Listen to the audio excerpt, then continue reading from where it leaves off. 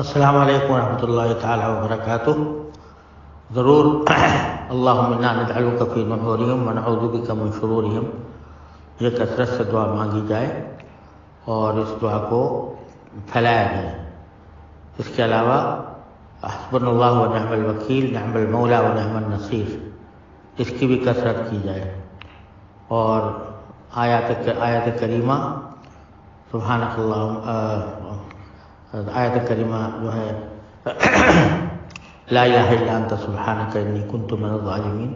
اس کی بھی کثرت کی جائے۔ اور یہ ٹویٹ میں نے ہی کیا ہوا ہے اور میں نے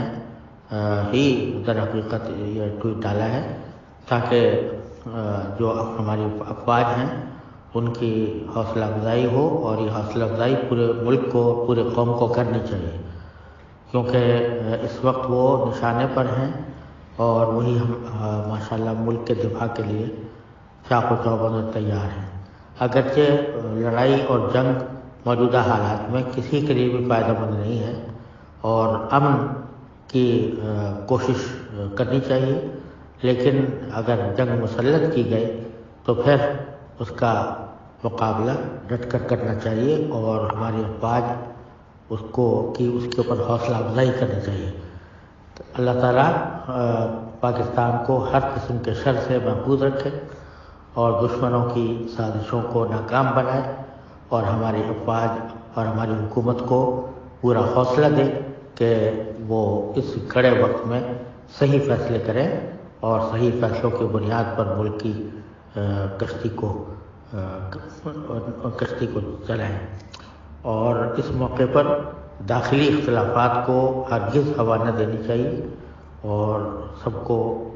ہماری قوم کو متحد ہو کر کام کرنا چاہیے۔ تو اس لیے میں نے وہ ٹویٹ کیا تھا